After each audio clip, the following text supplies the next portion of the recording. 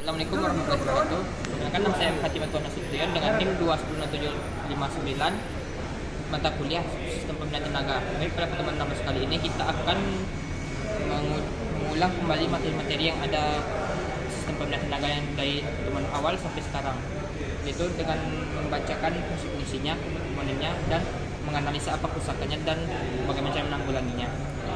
Pertama itu adalah sistem kopling. Seperti ini sistem kopling. Pertama itu kopling. Sistem kopling terdiri beberapa komponen. Yang pertama komponen itu adalah pedal kopling. Yang kedua ini adalah master silinder. Dan yang ketiga adalah saluran untuk oli kopling. Yang dilanjutkan masuk ke rilis silinder atau pembebas. Ini adalah dashboard atau garpu pemindah, dan yang di dalam adalah ada release bearing dan hub slip, dan yang ini adalah bagian diafragma atau pleasure plate yang untuk menekan, dan yang ke ini adalah bagian koper kopling, dan yang di dalam adalah clamp disc, dan yang ini adalah flywheel. Baik, fungsi kopling adalah untuk memutuskan dan menghubungkan arus tenaga yang dari mesin atau engine untuk ke transmisi. Jadi untuk analisa gangguan yang terjadi pada kopling biasanya yaitu pertama, sulit atau tidak mau pindah. Kemungkinan penyebabnya itu gerak bebas pedal kopling berlebihan, terdapat udara dalam saluran kopling, atau kerusakan silinder pembebas kopling, masa silinder kopling oleng berlebihan, atau pelapis rusak. Cara mengatasinya, setelah gerak bebas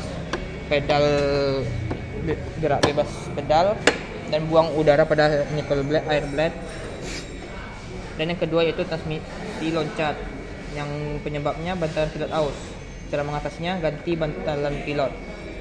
Yang ketiga, kopling slip. Kemungkinan penyebabnya gerak bebas pedal kopling kurang pelapis plat kopling beroli, atau aus plat penekan rusak garpu bebas bangkok. Itu cara mengatasi. Setelah gerak bebas pedal, ganti plat kopling, ganti tutup kopling, ganti garpu pembebas. Yang keempat, kopling bergetar. Kemungkinan penyebabnya pelapis plat kopling beroli atau aus, plat penekan rusak, pegas diafragma bengkok, dudukan mesin kendor. Cara mengatasinya, ganti plat kopling, ganti tutup kopling, perbaiki perlunya. Yang selanjutnya, pedal kopling ringan. Penyebabnya terdapat udara dalam saluran kopling, silinder pembebas kopling rusak, masa silinder kopling rusak. Cara mengatasinya, buang udara sistem kopling, perbaiki silinder pembebas, perbaiki masa silinder. Dan yang terakhir, kopling berisik. Penyebabnya ada bagian yang kendor dalam rumah kopling, bantalan pembebas aus atau kotor, bantalan pilot kopling aus, garpu pembebas atau lingket macet. Dan cara mengatasinya, perbaiki seperlunya. Ganti bantalan pembebasan, ganti bantalan pilot, perbaiki seperlunya saja. Baik, hanya segitu yang untuk cara mengatasi dan penyebab apa yang terjadi ke kerusakan kopling, dan kita akan lanjut ke komponen selanjutnya yang terdapat pada sistem SPT. Pada kali ini kita akan mereview tentang transmisi manual, yaitu kecepatan 4, dan ini untuk mewakili juga sama dengan transmisi 5 dan axle. Baik, kita mulai dari komponennya. Yang komponennya yaitu ada pedal, ada tuas pemindah gigi, dan talinya juga terhubung kepada transmisinya untuk mengoperasikan transmisinya. Dan yang kedua, selanjutnya dalam transmisi terdapat ini adalah hub slip 1, hub slip 2, hub slip 3, dan di hub slip ini terhubung juga ada garpu pemindah atau pemindah hub slip 1, 2, 3, dan di dalamnya yang besar-besarnya itu adalah roda giginya, roda gigi yang di atas dan gigi konternya di bawah atau gigi percepatannya. Dan selanjutnya ada gigi idler mundur di dalam ini yang berguna untuk mundur. Dan yang sangat penting di transmisi ini adalah di dalam hub slip ini ada ring screw mesh yang bagian hitam yang goyang nih, berguna untuk menghubungkan atau melepaskan pada saat transmisi ditukar giginya. Jadi selanjutnya yaitu untuk fungsi transmisi manual, yaitu Yang pertama, meneruskan tenaga atau putaran mesin dari kopling ke poros propeller. Yang kedua, merubah momen yang dihasilkan mesin sesuai dengan kebutuhan. Tiga, memungkinkan kendaraan dapat berjalan mundur. Dan selanjutnya yaitu adalah ada gangguan yang terjadi pada transmisi manual, yaitu yang pertama, gangguannya sulit atau tidak dapat masuk gigi. Kemungkinan penyebabnya agar pada poros input kotor atau rusak, transmisi rusak. Dan cara mengatasinya, perbaiki seperlunya dan bongkar dan periksa transmisinya masing-masing. Kedua, gigi transmisi loncat, penyebabnya transmisi rusak. Cara mengatasi, bongkar dan periksa transmisi dan ganti apabila perlu ada terjadi kehausan.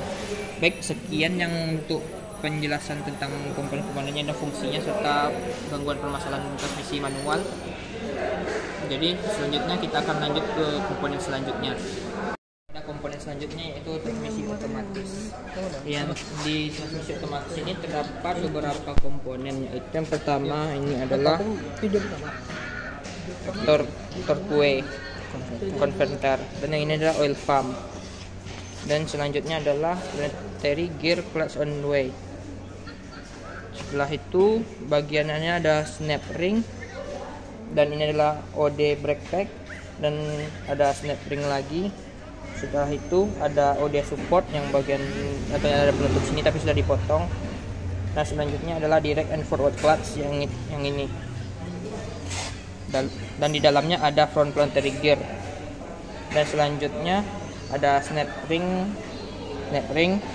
dan bagiannya dalam bearing di dalamnya, dan ada planetary swing gear and one way clutch untuk nomor 1 yang berada di dalam ini. Dan yang selanjutnya adalah ada second brake pack, dan ini ada snap ringnya.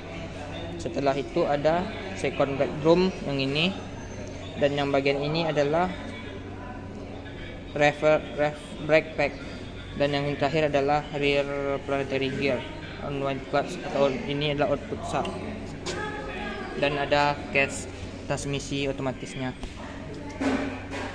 Baik, kita lanjut kepada fungsi transmisi otomatis. Yang fungsinya tadi yaitu untuk memindahkan secara otomatis masing-masing gigi untuk meraih kecepatan yang diinginkan pada saat berkendara. Baik, kita lanjut ke gangguan yang terjadi pada transmisi otomatis.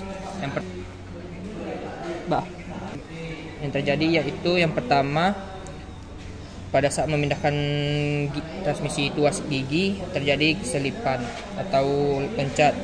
Yang kita lihat cara menanggulanginya yaitu kita tukar pada bagian cairan fluida.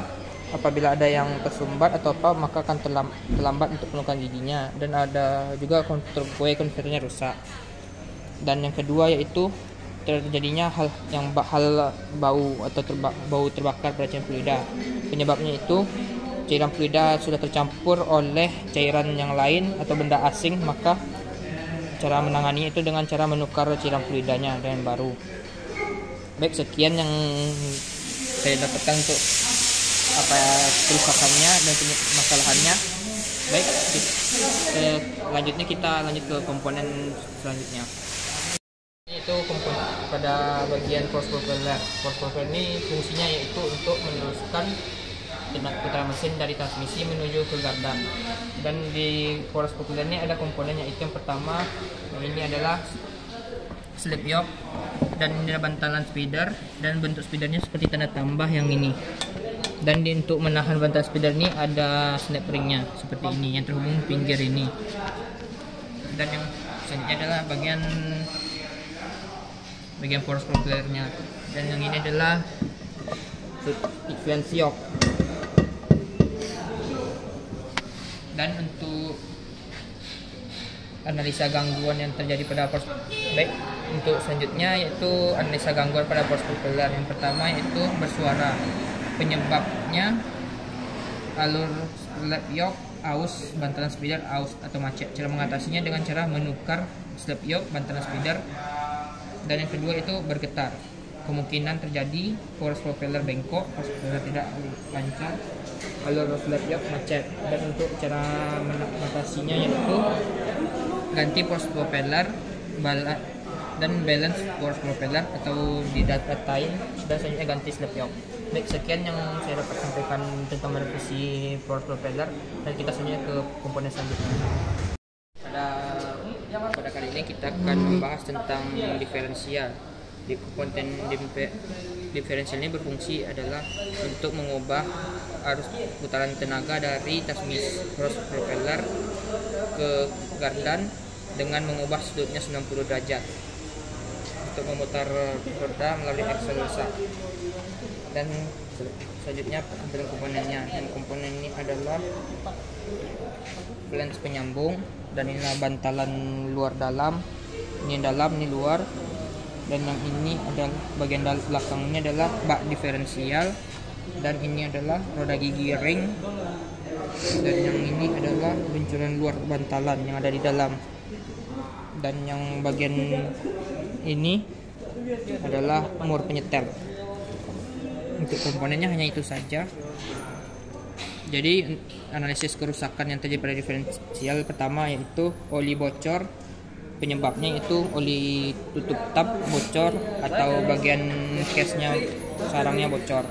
Dan yang kedua, terjadi berisik pada axle shaft dan diferensialnya, itu dengan cara mengubah si dalam bagian pinion gear yang dalam. Apabila rusak, maka untuk penanggulangannya atau perbaikannya harus ditukar atau dilihat, apabila haus harus tukar juga, tukar baru. Baik, sekian ada pada diferensial. Baik, kita lanjut kepada komponen lainnya. Selanjutnya itu force axle atau force axle belakang, yang fungsinya yang pertama yaitu untuk meneruskan putaran dari gardan atau diferensial ke roda, masing-masing roda. Yang komponen pada force axle ini yaitu adalah ada force axle sendiri dan bearingnya. Dan untuk menganalisis kerusakannya itu pertama, gangguannya kebocoran oli melalui aksel belakang nih.